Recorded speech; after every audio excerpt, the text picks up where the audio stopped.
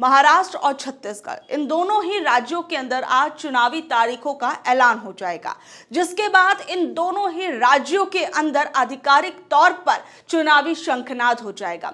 ये दो राज्य अपने आप में एनडीए और इंडिया इन दोनों ही गठबंधन के लिए बेहद महत्वपूर्ण राज्य है।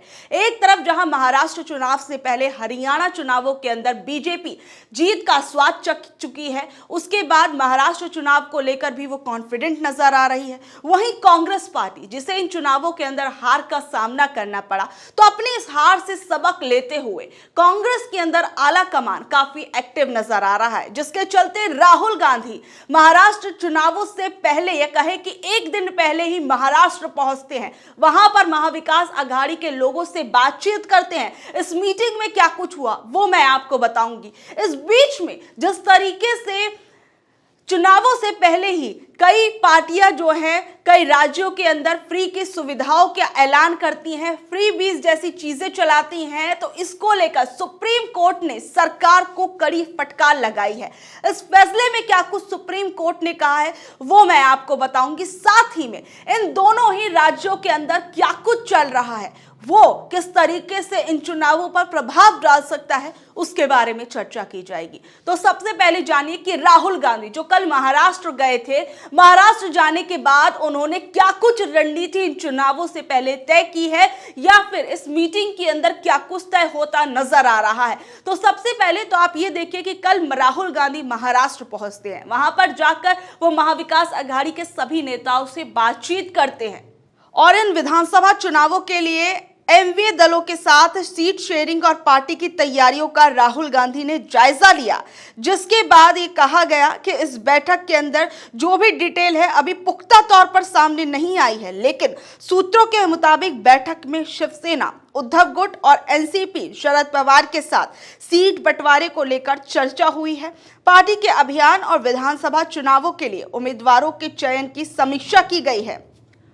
और सबसे बड़ी चीज, यहां पर जो चुनावी तारीखों का ऐलान तो आज हो जाएगा, लेकिन इससे पहले कांग्रेस पार्टी अब इन चुनावों को लेकर काफी ज्यादा एक्टिव नजर आ रही है, जो इस बात से समझा जा सकता है कि राहुल गांधी कल महाराष्ट्र पहुंचते हैं। और इससे पहले जहां कांग्रेस पार्टी, महाविकास आघाड़ी, ये सभी लोग चुनावी तैयारियां करने में जुटे हुए हैं, वहीं महाराष्ट्र के अंदर एनडीए सरकार मुश्किलों में नजर आ रही है। महाराष्ट्र में एक बड़े घटनाक्रम को दशहरे जैसे पर्व पर अंजाम दिया गया, जिसमें बाबा सिद्दीकी की मौत इन चुनावों से पहले एनडीए सरकार का एक बड़ा सरदर्द बन गया है, क्योंकि इन चुनावों से पहले इतने बड़े व्यक्ति की, जो खुद एनडीए सरकार का एक हिस्सा थे, जो मैं कहूंगी, उस व्यक्ति को मौत के घाट उतार दिया जाता है, तो उसको लेकर अब एनडीए सरकार से चौतरफा सवाल पूछे जा रहे हैं कि आपकी सरकार रहते हुए भी आपके सरकार के व्यक्ति के साथ इस तरीके की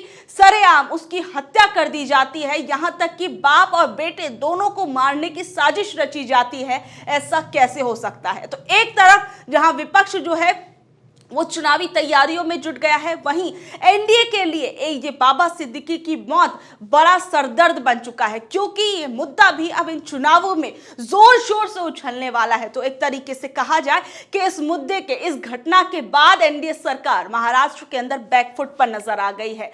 इस बीच में जो महाविकास आघाड़ी है उसमें सीट शेयरिंग को लेकर क्या कुछ बन सकता है, वो भी जरा एक बार आप समझिए कि सीट शेयरिंग को लेकर जहां एक तरफ जो 110 और लगभग 100 से 110 सीटें जो हैं वो कांग्रेस पार्टी जिन पर चुनाव लड़ सकती है, और इसको लेकर क्या कुछ का जरा वो भी समझिए। महाराष्ट्र में 288 विधानसभा सीटें हैं। सूत्रों के मुताबिक इनमें से लगभग 100 से 110 सीटों पर ही चुनाव लड़ने की तैयारी कर रही है। हालांकि ऐसी जानकारी सामने आई कि कांग्रेस टिकट पाने के लिए 1800 से ज्यादा एप्लीकेशन सामने आई। इस बार विदर्भ और मराठावाड़ा इलाके में सबसे ज्यादा लोगों ने एप्लीकेशन फाइल किए हैं। जहां एक तरफ माफ कीजिएगा कांग्रेस पार्टी और एमवीए दल है, महाराष्ट्र में एक तरीके से कहा जाए कि एड़ी चोटी का इस बार जोर लगा रहा है, क्योंकि महाराष्ट्र के अंदर जब लोकसभा चुनाव थे तो उसमें बीजेपी पार्टी या कहें कि एनडीए दल को एक बड़ा झटका लगा था, और जो महाविकास अघाड़ी है उसने एक अच्छा प्रदर्शन किया था, या कहूं कि इंडिया गठबंधन जो है उन्होंने एक अच्छा प्रदर्शन इन चुनावों के अंदर किया था। और इस बीच में सबसे बड़ी चीज, जहां आपने देखा होगा कि बाबा सिद्दीकी की मौत के बाद एनडीए गठबंधन पे कई सवाल उठने लगे। इस बीच में महाराष्ट्र सरकार क्या करती है कि चुनाव आयोग की तरफ से इन तारीखों का ऐलान होने वाला होता है, मतलब आज इस बात की घोषणा की। इससे एक दिन पहले ही हम देखते हैं कि किस तरीके से महाराष्ट्र के मुंबई के अंदर 5 टोल टैक्स को फ्री कर दिया जाता है। सोचिए किस तरीके से लोगों को लुभाने के लिए और अपने इन छिटपुट चीजों से किस तरीके से महाराष्ट्र की जनता को मूर्ख बनाने का काम सरकार कर रही है, वो अपने आप में प्रश्नीय हो जाता है। एक बार एक खबर भी देखिए, मुंबई में इन 5 बूथों पर नहीं लगेगा टोल टैक्स, चुनाव से पहले शिंदे कैबिनेट का बड़ा फैसला। महाराष्ट्र चुनाव से पहले शिंदे कैबिनेट ने बड़ा फैसला किया कि मुंबई में टोल प्लाजा पर टैक्स नहीं लगेगा। मुंबई में एंट्री करने वाले सभी 5 टोल बूथों और पर टोल टैक्स फ्री किया गया है। इससे लाखों लोगों को फायदा होगा। इन टोल बूथों से कई लाख वाहन डेली मुंबई में एंट्री और एग्जिट कर सकते हैं। सोचिए, चुनाव की तारीखों का ऐलान आज होने वाला है, उससे हम देखते हैं कुछ घंटों पहले ही ये फ्री की सुविधाएं जो है वो देने की कोशिश करती है महाराष्ट्र की सरकार मुंबई के अंदर। अब इसको लेकर विपक्ष जो है महाराष्ट्र में वो सीधे सीधे सवाल कर रहा है। इस पर उद्धव गुट की तरफ से क्या कुछ कहा गया है वो जरा सुनिए। उद्धव गुट के नेता और प्रवक्ता शिंदे सरकार पर निशाना साध रहे हैं। उन्होंने कहा कि ये फैसला आप तब ले रहे हैं जब चुनाव आ गए। आपकी चालाकियों को जनता देख रही है। इस साफ है कि आप पहले भी टोल बंद कर सकते थे लेकिन नहीं किया। बड़े वाहनों को क्यों टोल देना पड़ेगा जबकि वर्षों से आप टोल वसूल रहे हैं। सड़क भी खराब रहती है। कोई बात नहीं, चुनाव में जनता आपको सबक सिखाएगी। देखिए, ये अपने आप में एक बड़ा सवाल बन जाता है। जब चुनाव आने वाले हैं, जब चुनाव सर पर है एक तरीके से, उस दौरान आप टोल फ्री कर देते हैं। अगर आपको जनता के लिए इतनी ही फिक्र थी, इतनी ही चिंता थी, तो आप कुछ समय पहले भी ये काम कर सकते थे जनहित में। लेकिन चुनाव से कुछ घंटे पहले, चुनावी तारीखों के ऐलान से कुछ घंटे पहले मैं कहूं कि आपको इतनी फिक्र अपनी जनता की होने लगी कि आपने टोल फ्री कर दिया। और फिर उसके बाद सबसे बड़ी चीज देखिए, ये जो इन सब चीजों को लेकर आज सुप्रीम कोर्ट की तरफ से भी एक बड़ा फैसला सामने आया। सुप्रीम कोर्ट की तरफ से जो ये फ्रीबीज चुनावों से पहले सरकारें देती हैं, पार्टियां देती हैं, उसको लेकर कड़ी फटकार जो है वो लगी है पार्टियों को, वो सरकार को लगी है। सुप्रीम कोर्ट ने क्या कुछ कहा है, जरा एक बार आप वो भी खबर देखिए। फ्रीबीज पर सुप्रीम कोर्ट का केंद्र और इलेक्शन कमीशन को नोटिस। याचिकाकर्ता की मांग मुफ्त की योजनाओं के वादे को रिश्वत घोषित करे, इस पर रोक लगे। सुप्रीम कोर्ट ने केंद्र और चुनाव आयोग को एक याचिका पर नोटिस जारी किया और कहा कि याचिका में चुनाव से पहले राजनीतिक दलों की तरफ से किए गए मुफ्त उपहारों के वादे रिश्वत घोषित करने के निर्देश की जो मांग की गई थी, इसको लेकर आज सुप्रीम कोर्ट ने इन याचिकाओं पर सुनवाई की, जिसमें 2 मुख्य याचिकाएं, नई याचिका कर्नाटक के शशांक जयश्रीधर ने दाखिल की और वहीं 2022 में बीजेपी के नेता अश्विन उपाध्याय फ्रीबीज के खिलाफ एक जनहित याचिका लेकर सुप्रीम कोर्ट पहुंचे थे। और सबसे बड़ी चीज, इसको लेकर इलेक्शन कमीशन और सरकार, इन दोनों को ही नोटिस भेजा गया, यानी जवाब मांगा गया कि आपको जब चुनाव आते हैं तब आपको ये फ्री के वादे क्यों याद आ जाते हैं। और याचिकाकर्ता ने कहा कि जब ये फ्री के वादे और ये जो मुफ्त सेवाएं सरकार देती है तो उस पर सीधे तौर पर इसको रिश्वत घोषित कर देना चाहिए।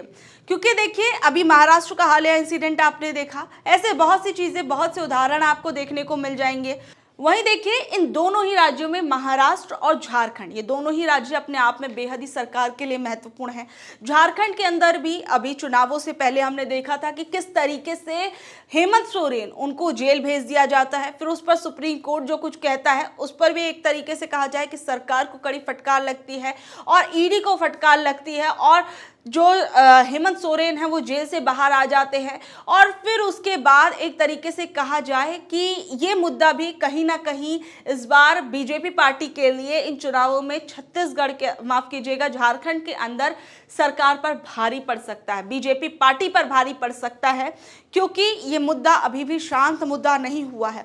और सबसे बड़ी चीज, एक बार आप ये पूरा का पूरा ही देख लीजिए किस तरीके से विधानसभा चुनावों के अंदर, पिछले विधानसभा चुनावों के अंदर किस तरीके से पार्टी वाइज किस तरीके से इन्होंने सीटें जीती थी और छत्तीसगढ़ के अंदर किस तरीके का रहा था और लोकसभा में क्या कुछ रहा था।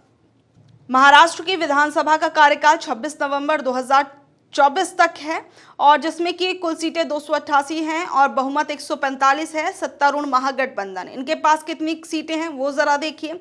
बीजेपी 103, शिवसेना 37, एनसीपी 39, छोटे दल 9, निर्दलीय 13, जिसमें शिवसेना और एनसीपी जो है ये जो अब जिनके जो ये अलग हो चुके हैं उसकी बात की जा रही है। और महाविकास अघाड़ी जिसमें कांग्रेस 37, शिवसेना यूबीटी, उद्धव ठाकरे ग्रुप जिसमें 37, एनसीपी शरद पवार जिनके पास 13 और शेखपा जिनके पास 1 और बाकी अन्य इंडिपेंडेंट जो है वो 1 है। बाकी अन्य पार्टियों की बात की जाए तो इसमें एमआईएम 2, सपा 2, सीपीआईएम 1 है। वहीं अगर झारखंड की बात की जाए तो झारखंड के अंदर देखिए कुल सीटें 81 हैं, बहुमत 41 पर सत्तारूढ़ महागठबंधन, जिसके अंदर अभी कुल सीटें 47 हैं इन लोगों के पास, जिसमें जेएमएम के पास 27, कांग्रेस के पास 18, राजद के पास 1, सीपीआईएम के पास 1 और एनडीए के पास इस वक्त झारखंड में कुल बीजेपी के पास 24 हैं और आजसू 3 और एनसीपी एपी के पास 1 है। बाकी अन्य दलों की बात की जाए तो इसमें निर्दलीय 2 और बाकी 4 हैं। तो ये पिछले विधानसभा चुनावों की भी मैंने आपको पूरा का पूरा भी सीट वाइज बताया कि किस तरीके से किसके पास कितनी सीटें हैं।